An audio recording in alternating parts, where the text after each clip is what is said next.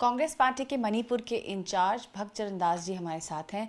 Sir, Manipur में जो result आया है उस पर आप क्या कहना चाहेंगे?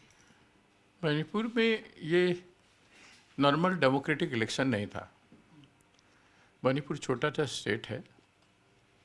मणिपुर जरूर सेंट्रल गवर्नमेंट से मेजर डिपेंड करता है, लेकिन इस बार माहौल जो था, आपका एग्जिट पोल के पहले जो माहौल था मणिपुर के हिल में और वैली में, उसमें बीजेपी का एग्जिस्टेंस हिल में तो बिल्कुल ही नहीं था। 20 सीट में से एक भी सीट बीजेपी जीतेगा ये सिचुएशन नहीं था।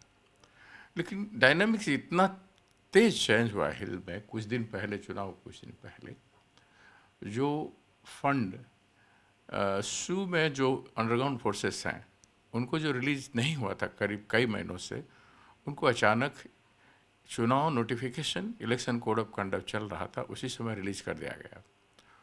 और अमित शाह जी जो फर्स्ट विजिट किए वहाँ पे चुरचंद्रपुर में गए, वहाँ पे उन्होंने कुछ एश्योरेंस दिया जो कुकी मिलिटेंट फोर्स जो है उनको, और उसके बाद उन लोगों ने नोटिफिकेशन किया कि जो बीजेपी को, वो जो हमको सपोर्ट करता है वो बीजेपी को वोट देगा। बीजेपी को समर्थन करने के लिए खुला अपील किया उन लोगों ने, और नतीजा ये हुआ कि आतंक फैल गया। वो चुनाव नहीं था, हिल में इतना जोर से आतंक हुआ, हमारे कई सीट में बुरी तरह से हमारे कार्यकर्ता जो वोट देने आए उन लोगों को पिटाई हुआ है बंदूक के बाट से। भयंकर तस्वीरें हैं जो इंडिया में कहीं दिखाया नहीं गया, जिस तरह से लोगों को ब्रूटली, उससे आतंक फैल गया, बूथ सब रिगिंग हो गया, कैप्चर हो गया। हमारा एक भी हिल से जीते नहीं, जबकि हर साल हमारा 6, 8, 10 तक जीतते हैं, और इस बार हमारा 12 से 14 जीतने का था। बीजेपी एक सीट नहीं पाने का था, तो 20 सीट तो ऐसे ही चला गया, जहाँ से हमको 10-12 सीट मिलने वाला था, जो हम उम्मीद कर रहे थे। जो पहले जितने सर्वे हुआ है उसमें हुआ था, हमने भी सर्वे किया था, उसी में था। सेकंड, भेली में जो चुनाव हुआ, फर्स्ट फेज में जो चुनाव हुआ, भेली में मैक्सिमम सीट में रिगिंग हुआ।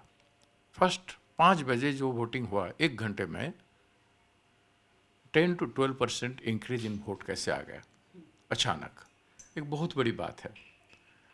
और जो किया जा सकता था, मैंने मैनेजमेंट का वोट था, वो मैंडेट नहीं था जनता का। अच्छा सर, इसमें अब रिजल्ट तो आ गया, आज एक क्रूशल आपकी CWC की बैठक है। आगे क्या, आगे की रणनीति क्या है? किस तरह से उस बैठक में आप लोग क्या मुद्दे उठाएंगे? कहाँ चूक रह गई आपको ये लगता है? देखिए, ये जनता का मैंडेट से आजकल वोट नहीं हो रहा है, कई दिनों से। देखें, बेसिकली इसमें मार्केटिंग जो कर रहे हैं अपने को, मार्केटिंग और मैनेजमेंट वो भी हिंसात्मक, ऑर्गेनाइज वायलेंस सब जगह। और जो मशीनरी है, मशीनरी मतलब presiding officer, polling officer, returning officer, officials जो इन्वॉल्व हैं इलेक्शन में, इवन इलेक्शन कमीशन कुछ नहीं कर पा रहे हैं, जानने के बाद भी वो कुछ नहीं कर पा रहे हैं। जितना बार हम लोगों ने किया, हमारे सलमान खुर्शीद जी और जयराम रमेश जी जाके, दोनों CWC के सीनियर मेंबर जाके इलेक्शन कमीशन ऑफ इंडिया से बात किए, सीरीज ऑफ टाइम वहाँ पे CO को मिले, लेकिन उसका कुछ फ़ायदा नहीं हुआ। खुलेआम जो बीजेपी चाहता है उसी को होने दिया जा रहा है, और जो भी हमारे इंस्ट्रूमेंट है इलेक्शन इन करने का, वो इंस्ट्रूमेंट एक गुलामी की तरह काम कर रहे हैं। इसमें क्या रणनीति हमारा होना चाहिए, उस पर हमें चर्चा जरूर करने की आवश्यकता है। कुछ आपके कॉलीग्स ने बोला कि हम अपना मैसेज जनता तक नहीं पहुंचा पाए, कम्युनिकेशन में कमी थी, ऐसा आपको भी लगता है? नहीं, हमें नहीं लगता। हमने तो, आप जानते हैं, प्रियंका जी का जो मीटिंग हुआ, लगभग 32 लाख लोगों को रीच हुआ था, वर्चुअल मीटिंग जो हुआ मणिपुर में। और राहुल जी के मीटिंग हुआ, ओपन मीटिंग में 20 से 25 हज़ार लोग थे, और वर्चुअली बहुत लोग थे। लेकिन स्पॉट में मोदी जी का जो मीटिंग हुआ था उसका डबल लोग थे। पब्लिसिटी में कहीं कमी नहीं रहा, पब्लिसिटी ठीक रहा, लेकिन पब्लिसिटी रैली वगैरह में वोट नहीं रहा है। It totally it is a different system that BJP has adopted at the cost of democracy. उसमें हमें क्या कर सकते हैं, हमें ये सोचने की ज़रूरत, मैं समझता हूँ ज़्यादा। अच्छा, एक सवाल जो सब उठा रहे हैं, और वो ये है कि जब 2019 का लोकसभा का चुनाव का रिजल्ट आया था तो मॉरल अकाउंटेबिलिटी, रिस्पॉन्सिबिलिटी लेते हुए राहुल गांधी जी ने इस्तीफा दिया था कांग्रेस अध्यक्ष के पद से।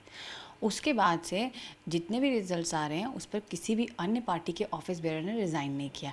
तो ये भी एक क्रिटिसिज्म जो है वो आप लोगों की ओर आ रहा है। कांग्रेस पार्टी के अंदर का एक सेक्शन जो है वो ये कह रहा है कि हो सकता है आज रेजिग्नेशंस हो जाए। ऐसा कुछ है? आप भी ऑफिस होल्ड करते हैं? ऐसे किसी रेजिग्नेशन की बात नहीं है। देखिए, ये आदरणीय राहुल जी अपने पर उस सब चीज़ को लिए थे जो दूसरे लोगों ने, हम लोगों ने नहीं लिया।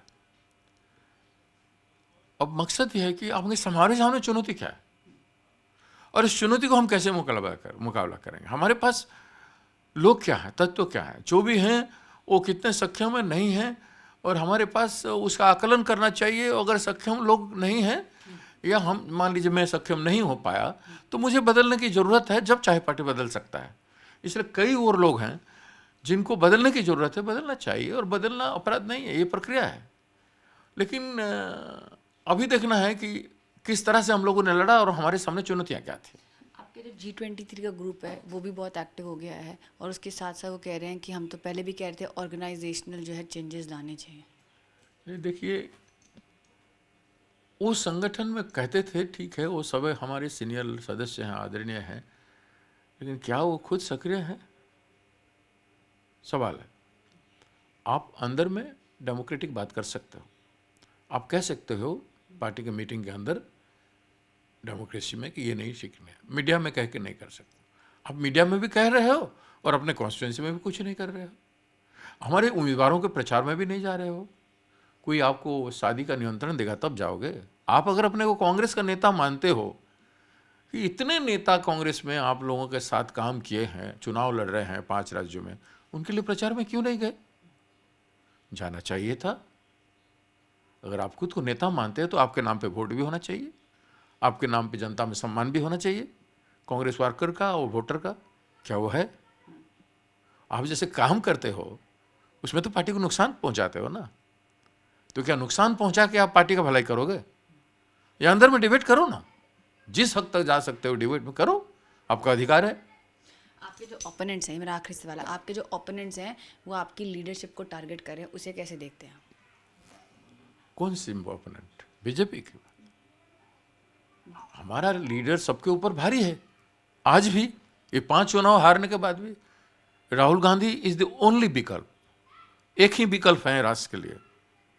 मैं अपने दिल से कह रहा हूं, जितना मेरा अनुभव है जीवन का, जितना मैंने संघर्ष किया है जीवन भर, और जो मैं जानता हूं इस देश के नेताओं के बारे में, कोई क्रिमिनल था आज बहुत बड़ा नेता हो गया है, कोई पढ़ा लिखा नहीं है और सबसे बड़ा नेता हो गया।